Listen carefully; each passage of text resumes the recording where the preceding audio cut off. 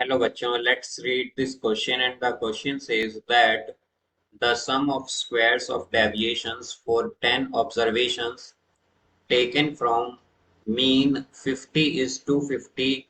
The coefficient of variation is, now let's see the options. Option A 10%, option B 40%, option C 50% and option D none of these. तो आइए बच्चों इस question को यहाँ पर हम सॉल्व कर लेते हैं। इस क्वेश्चन में हमसे कहा गया है कि जो सम ऑफ स्क्वायर ऑफ डेविएशंस है हमारे पास 10 ऑब्जर्वेशन का, जिसे कि हमने मीन 50 से लिया है, वो 250 है। तो हमें कोफिशिएंट ऑफ वेरिएशन बताना है यहाँ पर।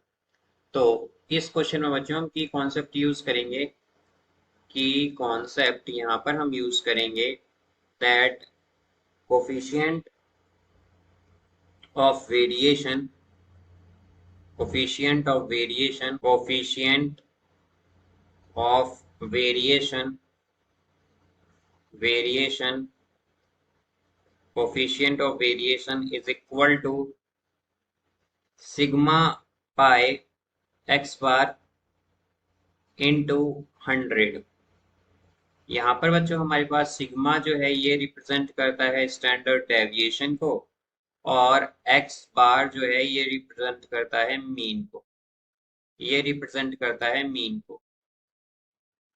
ये होता है बच्चों हमारे पास मीन। तो यहाँ से अब अगर हम देखें तो हमारे पास क्या आ जाएगा, हमारे पास यहाँ पर कोफिशिएंट ऑफ वेरिएशन अगर हम देखें बच्चों तो क्या होगा, कोफिशिएंट ऑफ वेरिएशन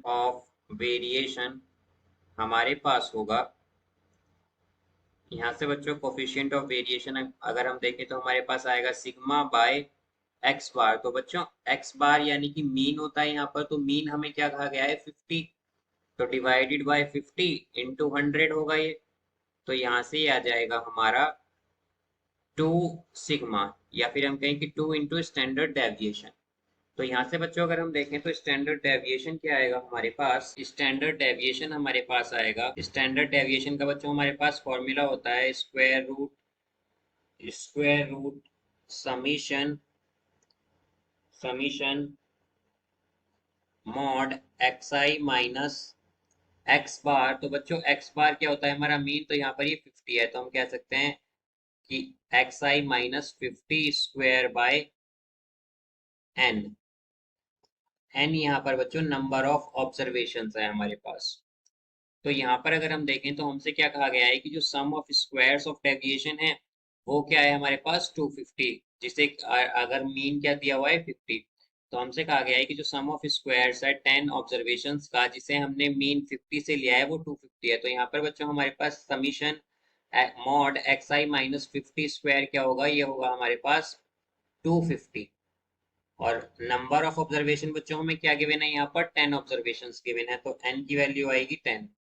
तो ये हो जाएगा हमारा √25, या फिर हम कहें कि 5। अब यहाँ से बच्चों हम जानते हैं कि हमारा कोफिशिएंट ऑफ वेरिएशन क्या आ जाएगा, coefficient of variation coefficient of variation होगा बच्चों हमारा 2 सिग्मा के इक्वल। तो हमारा स्टैंडर्ड डेविएशन या हम कहें तो सिग्मा क्या है हमारा 5, तो ये होगा 2 इंटू 5, या फिर हम कह सकते हैं कि 10%। तो ये आया है बच्चों हमारा यहाँ पर 10% आया है कोफिशिएंट ऑफ वेरिएशन। तो इसका करेक्ट आंसर होगा option A 10%। So I hope you understood it well.